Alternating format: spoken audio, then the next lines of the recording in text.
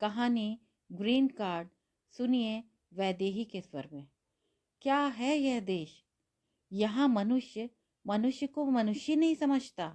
Scooter driver हो या bus conductor, अध्यापक हो या नेता, किसी को भी बात करने की तमीज नहीं है। हर काम में धक्का मुक्की, अव्यवस्था और राजनीति। अनुशासन के तो हमें मायने ही नहीं मालूम। हमारा चरित्र क्या है? हमारी कीमत क्या है? 5 रुपए की रिश्वत? अभय धारा प्रवाह बोले जा रहा था। अभय एक पल को यह भी भूल गया था कि वह अस्पताल में अपने मित्र राज का हाल पूछने आया है, किसी सभा में भाषण देने नहीं।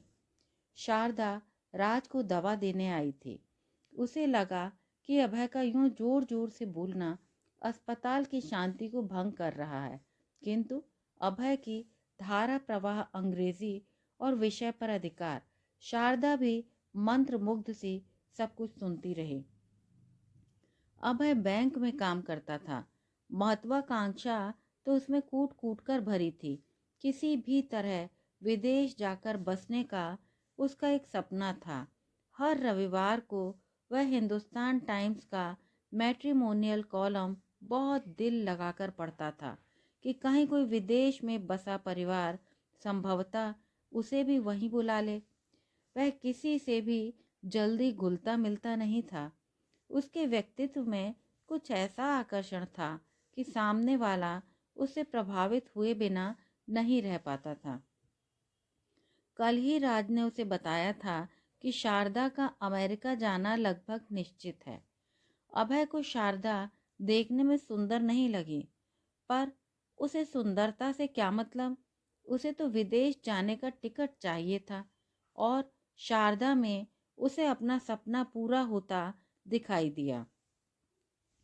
उसने आज शारदा को अपनी तर्क शक्ति का पहला नमूना दिखाया था।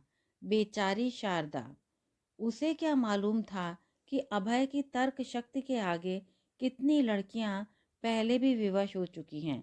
वह बेचारी सीधी साधी दक्षिण भारतीय परिवार की एक लड़की अभय की रौ में बह गई और अभय अपनी सफलता पर मन ही मन मुस्कुरा रहा था। शारदा अपने हॉस्टल पहुंची तो जैसे नशे की हालत में थी।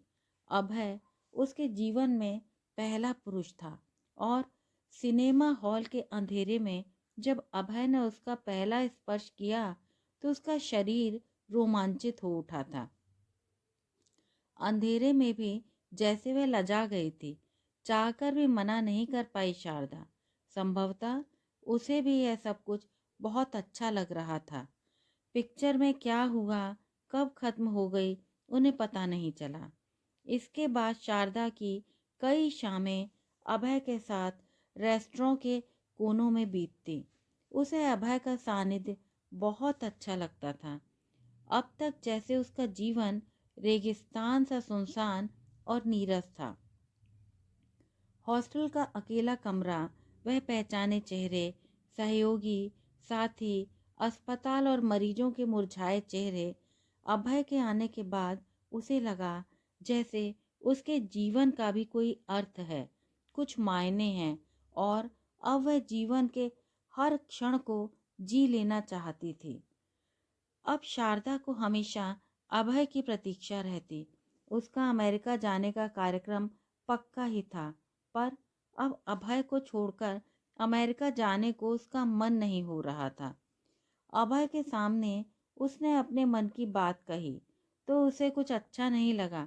शारदा डार्लिंग, केवल भावुकता जीवन नहीं है। जीवन है एक ठोस सच्चाई और हमें भावना में बहकर सच्चाई को नकारना नहीं चाहिए। यह तुम्हारे कैरियर का प्रश्न है और तुम चली भी गई तो क्या हुआ? मैं भी बाद में वहीं आ जाऊंगा। हम कोई अलग थोड़े ही हो जाएंगे। हो सकता है तुम्हें वहाँ सेटल होने में और मुझे वहाँ बुलाने में समय लग जाए, पर इसके लिए तुम्हें इतना अच्छा मौका हाथ से नहीं खोना चाहिए।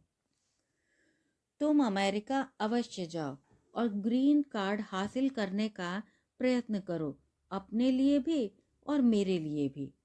तुम क्या समझती हो? तुम्हारे बिना मैं यहाँ चैन से रह पाऊंगा। पर नहीं, अपने स्वार्थ के लिए तुम्हें अमेरिका जाने से नहीं रोकूंगा। और शारदा को भी लगा अभय ठीक कह रहा है। अभय से मिलने से पहले तो वह स्वयं भी अमेरिका जाने के लिए काफी उत्सुक थी।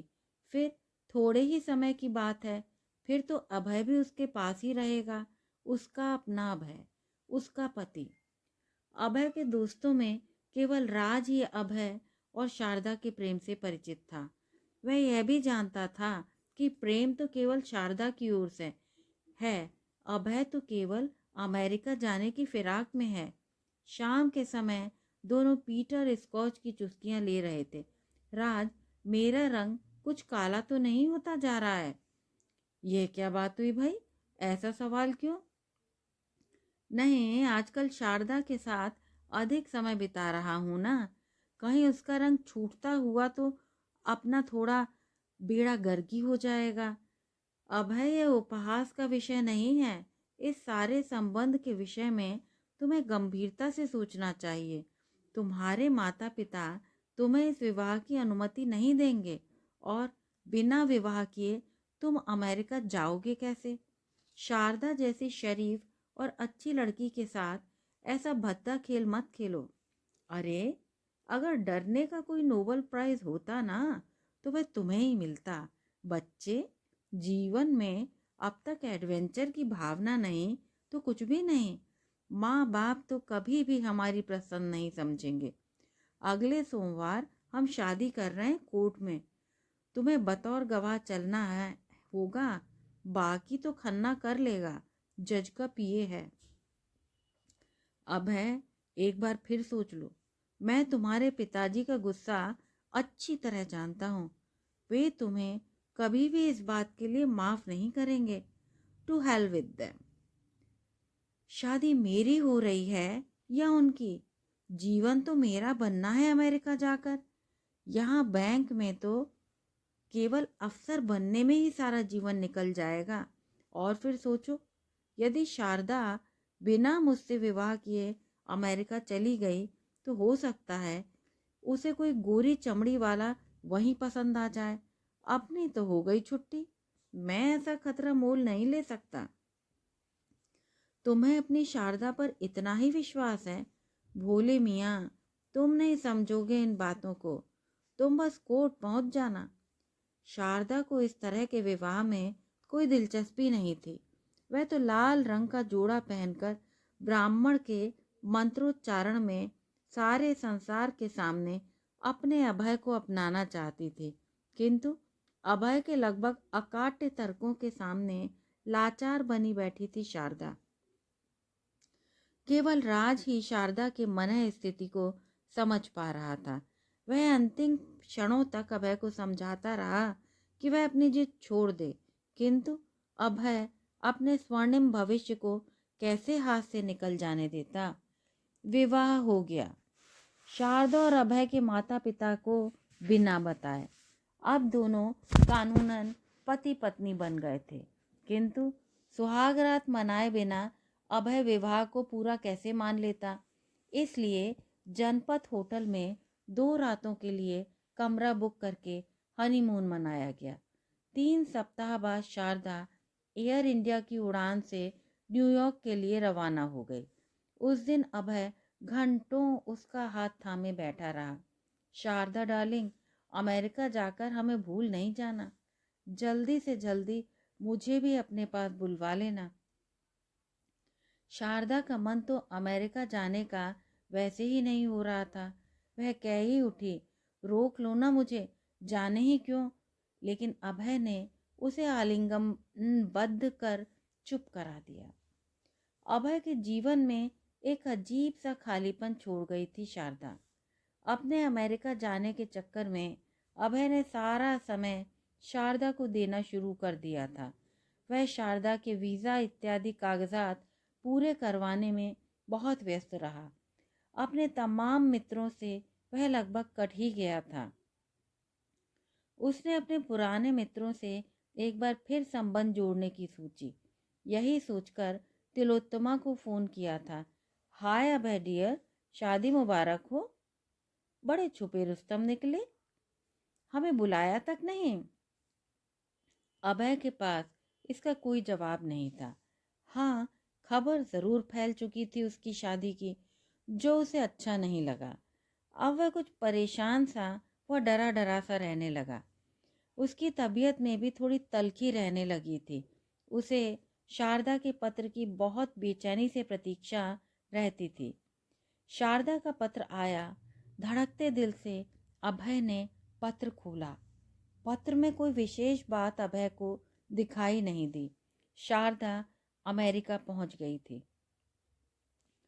पहली बार विमान में बैठने का रोमांच, मैनहट्टन की ऊंची ऊंची इमारतें और उनकी भव्यता, न्यूयॉर्क शहर का ग्लैमर, उसके अपने अस्पताल की सफाई और सुथराई, इन सब में अभय को कोई दिलचस्पी नहीं थी। उस लंबे पत्र के 3 पृष्ठ पढ़ने के बाद अभय को अपने काम का वाक्य दिखाई दिया। यहाँ के इमिग्रेशन नियमों के अनुसार मैं तुम्हें 1 वर्ष तक स्पॉन्सर नहीं कर सकती। तुम अपना बायोडेटा बनाकर भेज दो तो तुम्हारे लिए भी किसी नौकरी की तलाश करूं। इस तरह शायद तुम जल्दी अमेरिका आ पाओगे। अभय के मन में ऊहापोह सी मची थी। वह स्थिति को समझ नहीं पा रहा था। एक ओर उसके अमेरिका जाने की व्यग्रता, तो दूसरी ओर अमेरिका के अप्रवासी नियम। वह जल्दी से जल्दी अमेरिका पहुंचना चाहता था। शारदा नियमित रूप से होम ऑफिस के चक्कर लगाती रही और अभय को स्थिति की जानकारी देती रही, किंतु अभय की व्यग्रता केवल पत्रों से शांत नहीं हो पा रही थी। अमेरिका से आए पत्र व स्वयं अमेरिका में तो बहुत अंतर होता है ना। इसी तरह 1 वर्ष बीत गया। अभय को वहम सा हो चला था कि वह अब अमेरिका कभी नहीं जा पाएगा। अब वह शारदा के पत्रों के लिए भी उतना उतावला नहीं रहता था, बल्कि अब तो वह उसे पत्र लिखने में उतनी दिलचस्पी भी नहीं लेता था। किंतु जब जब अमेरिका जाने की आकांक्षा बलवती होती, वह फिर से शारदा को पत्र लिखने बैठ जाता।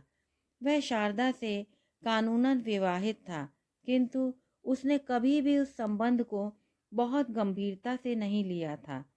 वह हर किसी से कटकर रह गया था। इन दिनों वह शराब भी कुछ अधिक पीने लगा था। एक अजीब सा खालीपन भर गया था उसके जीवन में।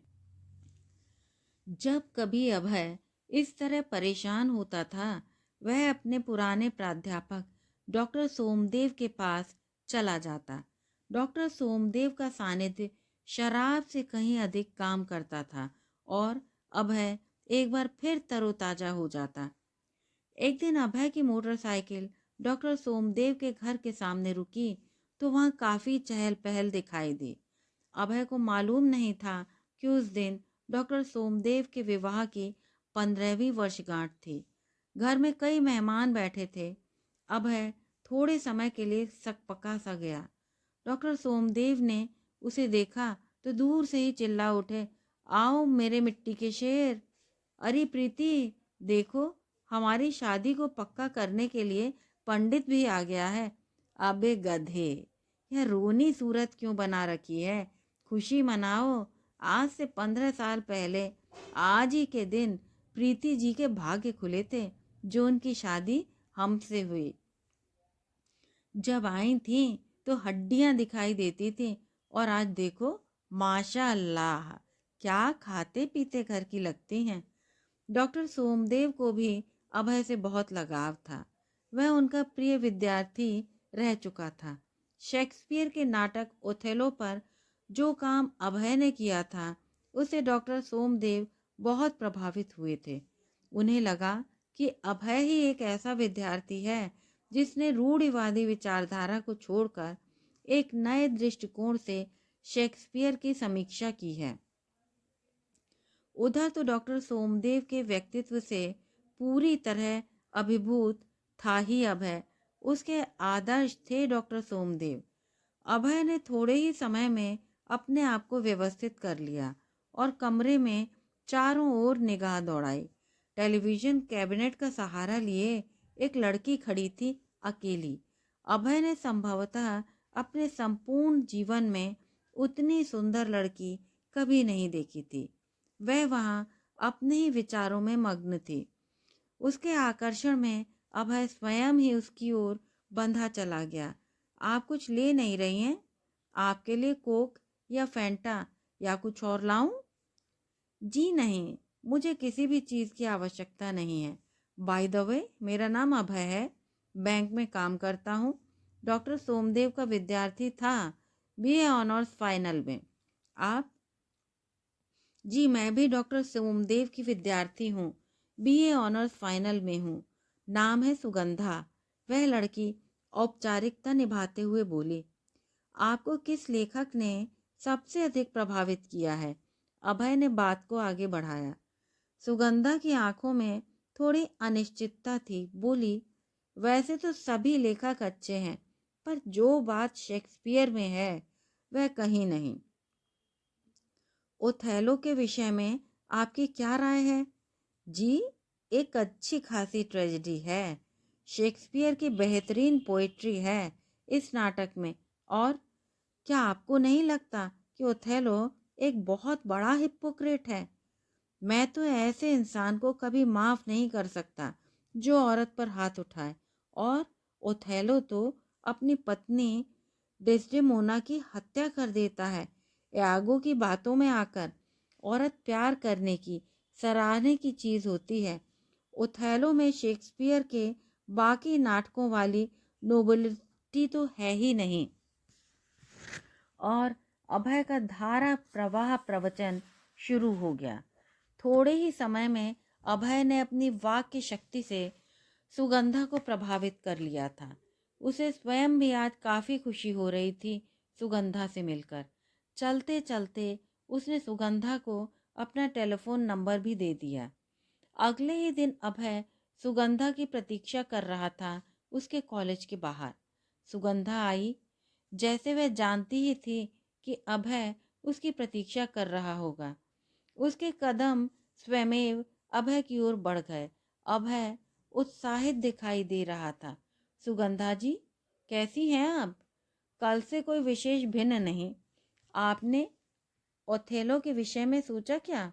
जी, मेरा उद्देश्य अभी तो अच्छी डिवीजन लेने का है। हमारे विश्वविद्यालय के अनुसार विद्यार्थी को सोचने की अनुमति नहीं है। जब मैं एमए फर्स्ट डिवीजन में पास कर चुकूंगी तब स्वयं सोचना शुरू करूंगी। तब तक ब्रैडले और टीएस इलियट ने जो कहा है उसे पढ़कर ही गुजारा कर लूंगी। लेक्चरर लगने के बाद जब जी चाहेगा शोध कर लूंगी। लेकिन हम जो कुछ पढ़ें उसे समझना भी तो चाहिए ना। साहित्य को हम भी तो समझ सकते हैं। केवल जाने माने आलोचक ही तो साहित्य के ठेकेदार नहीं हैं। अभय जी, आप जैसा सोचने वाले हमारी क्लास में भी 2 लड़के हैं, परंतु अब तक केवल 3rd डिवीजन ही पा सके हैं। परीक्षा में वही लिखना चाहिए जो निरीक्षक को पसंद आए। मेरा लक्ष्य 1st डिवीजन पाने का है, चाहे उसके लिए कोई मुझे नालायक समझे या ना समझ।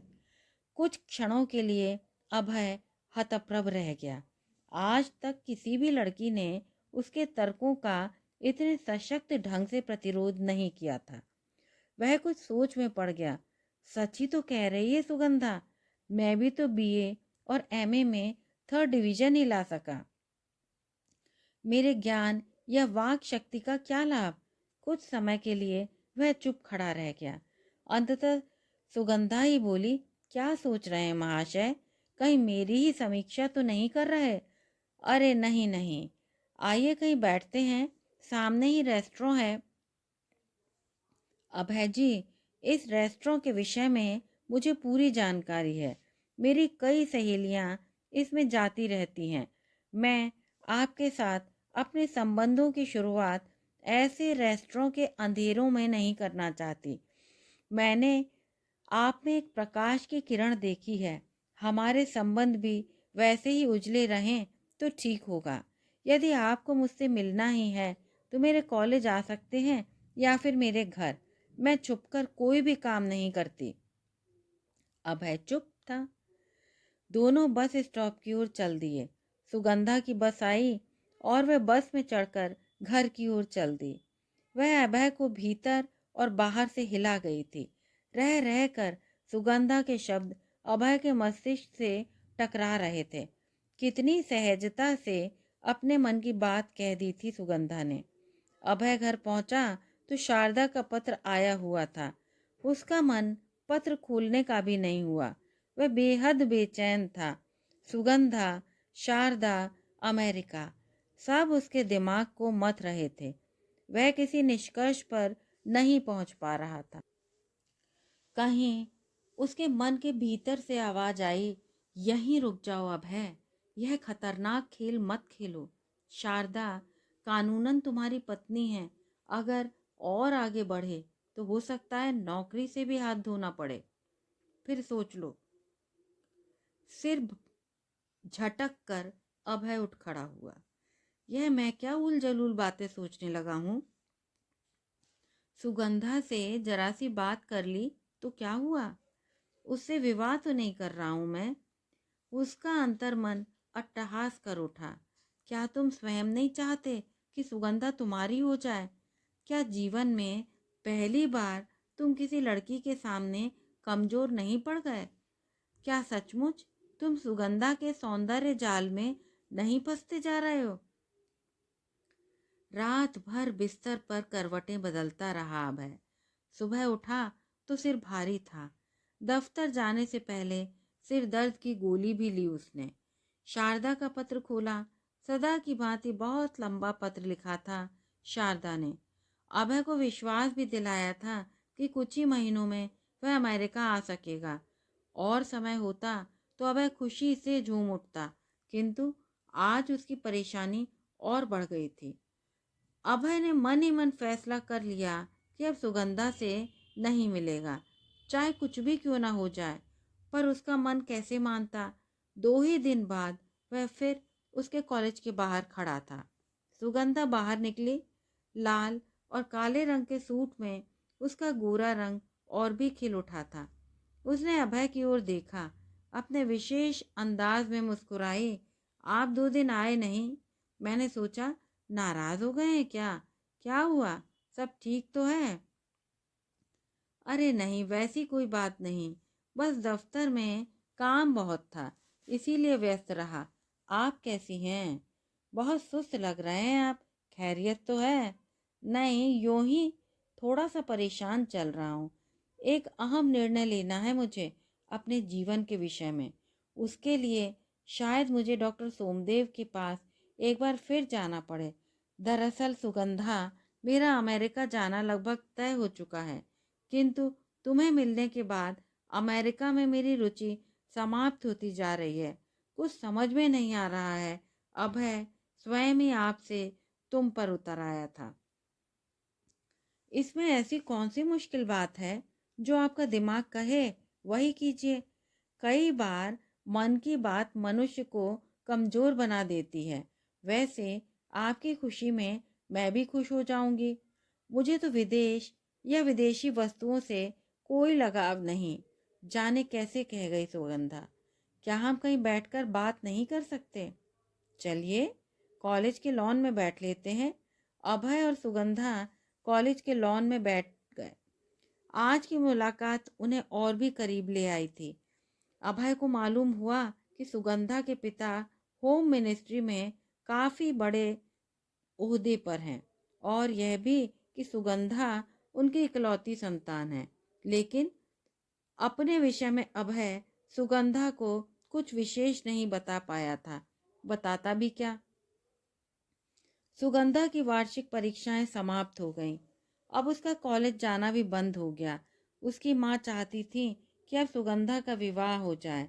उन्हें उसका आगे पढ़ना कोई विशेष अच्छा नहीं लग रहा था। सुगंधा एक दिन अभय को अपने घर ले गई। माँ को अभय अच्छा लगा था, किंतु उसकी नौकरी पसंद नहीं आई थी। सुगंधा ने माँ को समझा दिया कि शीघ्र ही अभय की प्रमोशन होने वाली है। माँ ने पिताजी को मना लिया और माँ तथा पिताजी अभय के घर शादी की बात करने जा पहुंचे। यह सब इतनी जल्दी हुआ कि अभय को कुछ कहने और करने का अवसर ही नहीं मिल पाया।